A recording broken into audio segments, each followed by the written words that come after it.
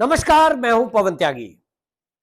महाराष्ट्र से बड़ी खबर आई और खबर यह है कि जो शरद पवार एनसीपी प्रमुख उनके करीबी यानी उनकी पार्टी के कोषाध्यक्ष रहे और शरद पवार के बिल्कुल खासम खास जो कि राज्यसभा के सदस्य भी रहे ईश्वरलाल जैन, उन ईश्वरलाल जैन के करीबियों के ठिकानों पर ईडी ने ताबड़तोड़ छापेमारी की है और 1 करोड़ रुपए से अधिक की नकदी और लगभग 25 करोड़ रुपए के गहने ये बरामद किए गए हैं। और ये जो रेड हुई, इसको रेड के बारे में सुनते ही आपको बता दूं कि पूरे महाराष्ट्र के अंदर हड़कंप मच गया, क्योंकि लोगों को एक उम्मीद थी कि अब जो ये एनसीपी है ये तो अब भारतीय जनता पार्टी के गठबंधन में शामिल हो गए हैं। तो लोगों को ये लग रही थी और विपक्षी पार्टी के लोग भी और लिबरल्स इस तरह से बातें वो कर रहे थे कि देखिए एनसीपी के लोग अब जो बीजेपी में शामिल हो गए हैं यानी उसकी सरकार में शामिल हो गए हैं, तो अब इनके सारे पाप धुल गए, अब इन पर ईडी कोई कार्रवाई नहीं करेगी। ये उन लोगों के लिए भी सबक है कि बेशक आप भारतीय जनता पार्टी का समर्थन करें या ना करें, लेकिन जो केस चल रहे हैं उसमें कोई ढिलाई नहीं दी जाएगी। ये लाल किले की प्राचीर से देश के प्रधानमंत्री नरेंद्र मोदी ने ही बता दिया था। उन्होंने जिस तरह से 15 अगस्त को पिछले साल भ्रष्टाचार पर लगाम लगाने की बात की थी, तो उसके बाद ईडी ने रिकॉर्ड रिकवरी पूरे भारत में की है। और अब दोबारा से उस बात को जब मोदी जी ने दोहरा दिया, तो यह माना ही जा रहा था कि ईडी और इनकम टैक्स या सीबीआई जितनी भी जांच एजेंसियां हैं, ये भ्रष्टाचार पर तत्काल तौर पर ये ताबड़तोड़ कार्रवाई करने वाली हैं। और ये हुआ है। आपको बता दें कि ये जो एनसीपी के कोषाध्यक्ष रहे ईश्वरलाल जैन, ये असल में 2010 तक 1999 से 2010 के बीच ये कोषाध्यक्ष रहे थे।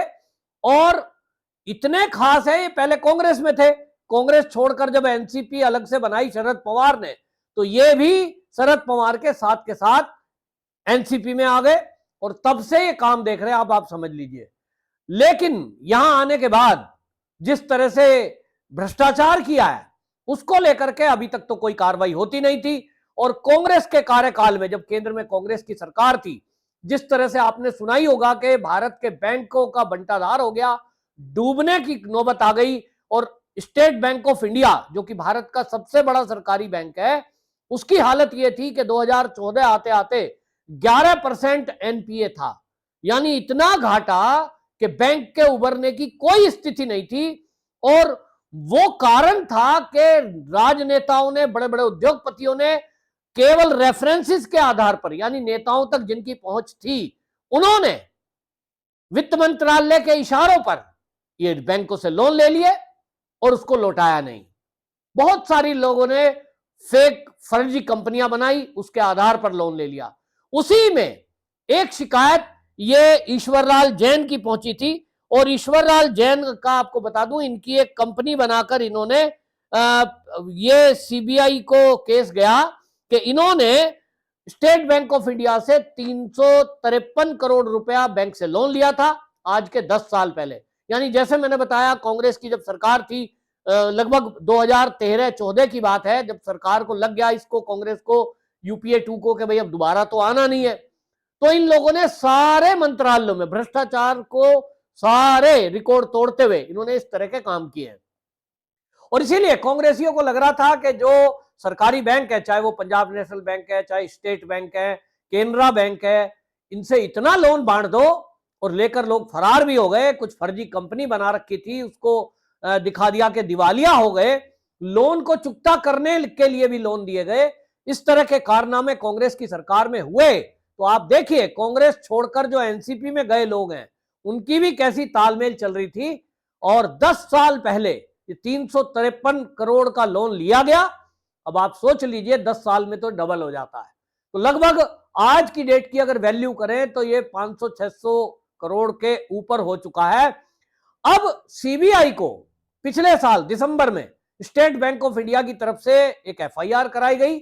और ये भी एफआईआर आपको बता दूं, जब मोदी सरकार ने ये काम किया कि जितने भी बैंक हैं, आरबीआई को सख्त किया और ये कहा कि जितने भी बैंक हैं, ये सब बैंक जिनका पैसा डूबा हुआ है, उसको लेने के लिए बाकायदा एफआईआर कराएं।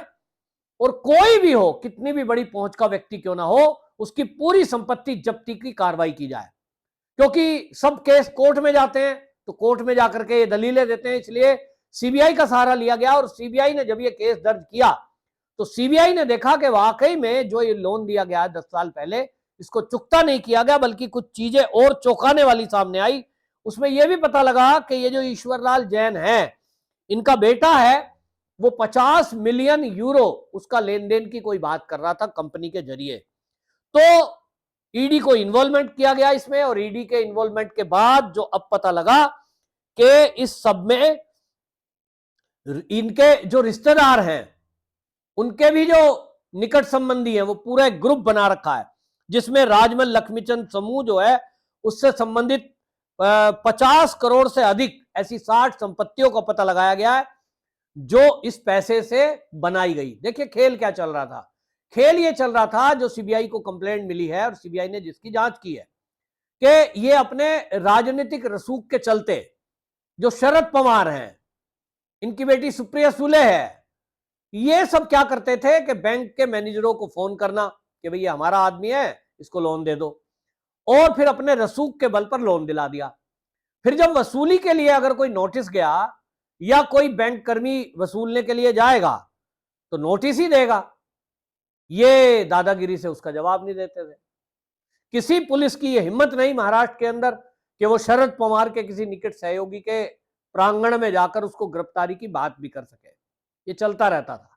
लेकिन अब मोदी सरकार है और तय कर दिया है, ये महाविकास अघाड़ी सरकार जाना इसीलिए जरूरी था, क्योंकि जब तक महाविकास अघाड़ी सरकार महाराष्ट्र में रही, तब तक पुलिस तो एनसीपी, उद्धव ठाकरे की शिवसेना और चाहे कांग्रेस, उनके कार्यकर्ताओं की तरह काम कर रही थी।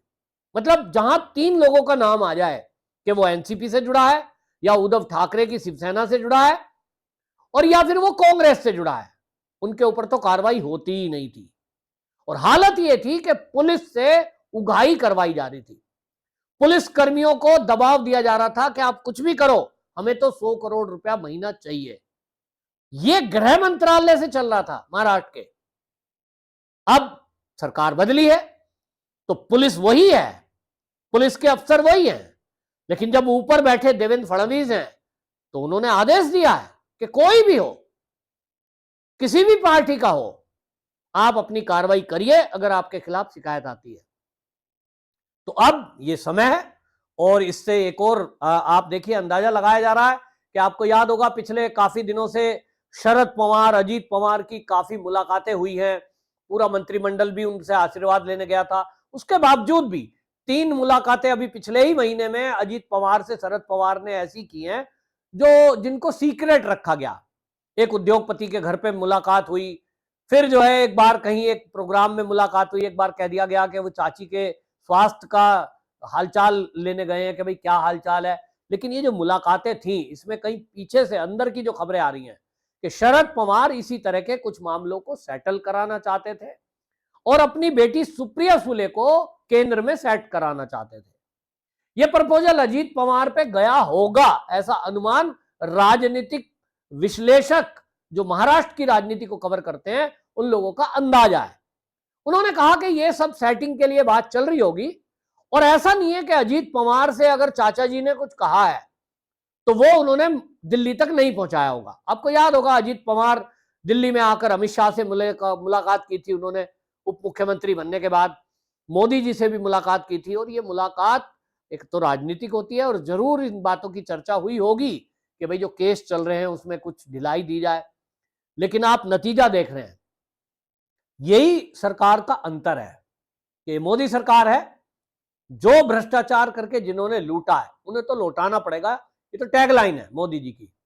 और इसीलिए आज स्थिति यह है कि स्टेट बैंक हो या केनरा बैंक हो या पंजाब नेशनल बैंक, जिनका एनपीए 15%, 11%, 22% जा रहा था, यानी समझ लीजिए जो इस भाषा को समझते हैं, जो बैंकिंग सेक्टर से जुड़े हुए लोग हैं, उनसे आप पूछिए एनपीए क्या मतलब है। 5% अगर किसी बैंक का एनपीए हो जाए कुल एसेट्स का, तो यह कहा जाता है कि अब यह बैंक तो गया। यहां 22% एनपीए हो गया, स्टेट बैंक का 11%, तो उभरने के कोई चांस नहीं थे, क्योंकि जिन लोगों ने पैसे लिए उनसे जबरदस्ती रिकवरी नहीं हो सकती। वो इतने बड़े हैं कि अब ये बता दूं, जो शरद पवार के ये निकट जो ईश्वरलाल जैन है, जिनके यहां छापा पड़ा है, इनका भी केस सुप्रीम कोर्ट में चल रहा है। लेकिन अब मोदी सरकार ने ईडी के कानूनों में परिवर्तन किया है और इसके कारण से अब जो ईडी के शिकंजे में आता है वो एक एक साल तक तो उनकी जमानत नहीं होती। आम आदमी पार्टी का आपने सत्येंद्र जैन का हाल देख लिया, मनीष सिसोदिया को आपने देख लिया, लंबे समय से जेल में है, सुप्रीम कोर्ट तक केस गया है लेकिन कहीं राहत मिलने का नाम नहीं है, क्योंकि ईडी वो संस्था है देश की और वहां इतने तेज तर्रार अधिकारी बैठे हुए हैं। ईडी के डायरेक्टर को लेकर ये सारी विपक्षी पार्टी इसलिए तो बौखला रही थी कि भाई मिश्रा जी को ना हटाओ यहां से, क्यों इनको दोबारा रख रहे हैं। क्योंकि ईडी उस तरह का काम करती है कि पहले पुख्ता सबूत जुटाती है और सबूत जुटाने के बाद छापा मारती है जब उनके पास पुख्ता सबूत होते हैं। तो निकलना असंभव है ईडी के शिकंजे से। और इसीलिए अब यह कहा जा रहा है कि जब उनके खासम खास जिनके रेफरेंसेस पर यह लोन मिला या पुलिस ने कार्रवाई नहीं की, अब इनके बेटे की जो मोबाइल फोन की चेकिंग की है, सीबीआई ने जो चेक किया और ईडी ने जो चेक किया है, उसमें कुछ डिटेल मिली है विदेशी ट्रांजैक्शन की और वो इतनी बड़ी है कि उसमें जरूर कोई ना कोई फंसने वाला है।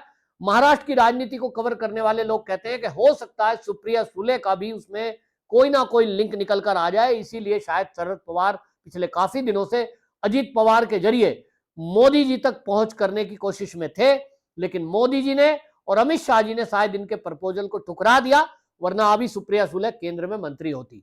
तो कुल मिलाकर के बड़ी कार्रवाई है और अब अगले कुछ दिन में लोगों का अंदाजा है कि इसमें सुप्रिया सुले से भी पूछताछ हो सकती है।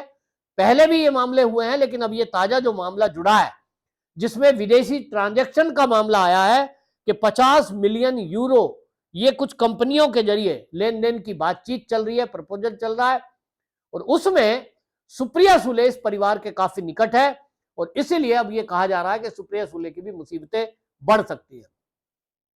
वंदे मातरम।